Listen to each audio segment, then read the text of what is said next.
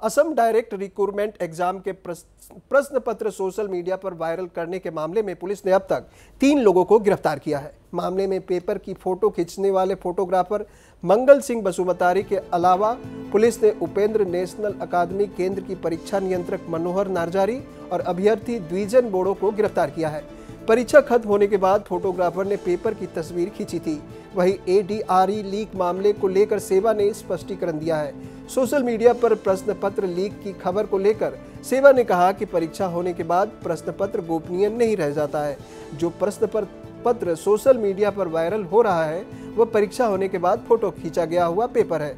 सेवा के प्रधान परीक्षा नियंत्रक ने एक बयान जारी कर कहा कि परीक्षा 15 सितंबर को दोपहर 1:30 बजे समाप्त हो गया और सोशल मीडिया पर यह अगले दिन यानी 16 सितंबर शाम 4:15 पर अपलोड किया गया था, यानी परीक्षा के 30 घंटे बाद।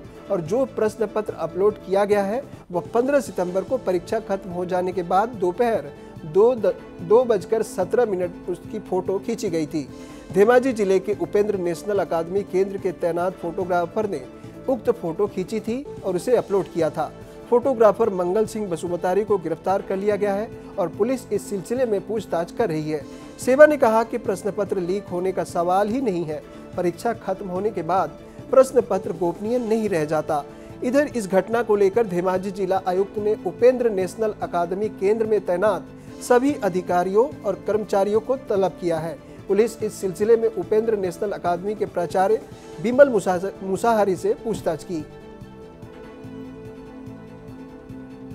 जी आमी गम पाइছোঁ যে সোশিয়েল মিডিয়া বা নিউজত এনেকুৱা কুৱেশ্যন বুকলেট এখন সাৰ্কুলেট হৈ আছে আৰু আমি এটো কনফাৰ্ম কৰিলোঁ যে এটো উপেন্দ্ৰ নেশ্যনেল একাডেমি সিমেন্ট চাপৰি যিখন চেণ্টাৰ তাত ইস্যু হোৱা কুৱেশ্যন বুকলেট কিন্তু আমি যেটো ইনিশিয়েল পুলিচ ইনভেষ্টিগেশ্যন তাৰ পৰা আমি এটো কনফাৰ্ম হৈছোঁ আৰু ফাৰ্দাৰ ডিটেইল ইনভেষ্টিগেশ্যন চলি আছে।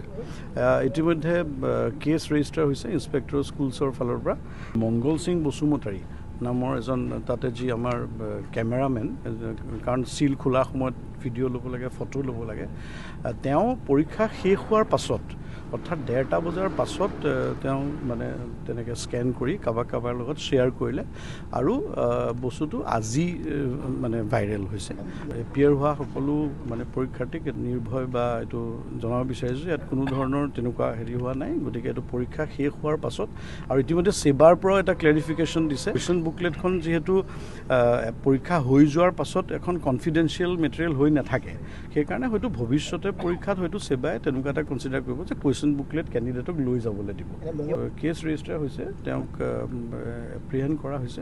এই ঘটনাটো সংক্ৰান্তত আমি যিজন ফটোগ্ৰাফাৰ আছিলে তেওঁ ভিডিঅ'গ্ৰাফাৰ হিচাপে তাত এনগেজ কৰিছিলে আৰু তেওঁৰ নাম হ'ল মংগল সিং বসুমতাৰী। তেখেতক ইতিমধ্যে আটক কৰা হৈছে আৰু ইনভেষ্টিগেশ্যন তদন্ত চলি আছে।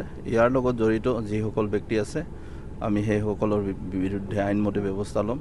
যিটো ডিভাইচ তেওঁ ইউজ কৰিছিলে, যিটো মোবাইলৰ পৰা এই কামখিনি স্কেন কৰিছিলে তেওঁলোকে, সেইটো আমি চিজ কৰিছোঁ। গতিকে তদন্ত চলি আছে আৰু এতিয়ালৈকে আমি এজনক আটক কৰি আমি এতিয়ালৈকে ইনভেষ্টিগেশ্যনত যিখিনি কাম কৰিব লগা আছিলে প্ৰাৰম্ভিক অনুসন্ধান কৰি আমি গোচৰৰ তদন্ত আৰম্ভ কৰিছোঁ আৰু এতিয়ালৈকে আমি এজনক আটক কৰিছোঁ আৰু তেখেতে যিটো মোবাইলৰ পৰা এইটো ভাইৰেল কৰিছিলে যিটো ইনষ্ট্ৰুমেণ্ট, সেই ইনষ্ট্ৰুমেণ্ট আমি চিজ কৰিছোঁ।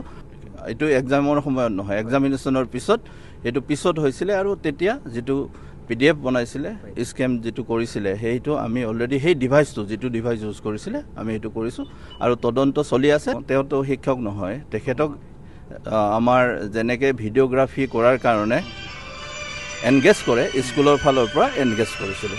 সোধপোছৰ কাৰণে 3জন ব্যক্তিক আনিছোঁ, কিন্তু মংগল সিংজন প্ৰাইম একিউজ আৰু তেখেতৰ পৰাই আমি ডিভাইচ অলৰেডি চিজ কৰিছোঁ আৰু তেখেত ইতিমধ্যে আমাৰ পুলিচৰ তদন্তৰ কাৰণে তেখেতক আমাৰ হেৰিত ৰখা হৈছে, আমাৰ কাষ্টডিত ৰখা হৈছে। আমি সোধপোছ কৰিছোঁ, তেখেতক মাতিছোঁ, চেণ্টাৰ ইনচাৰ্জক মাতি কথা বতৰা পাতিছোঁ, এছক মাতি কথা বতৰা পাতিছোঁ আৰু ইনভেষ্টিগেটৰ যিসকল আছে আমি তেখেতসকলৰ আমি অনুসন্ধান চলাম, তেখেতসকলক সোধপোছ কৰিম।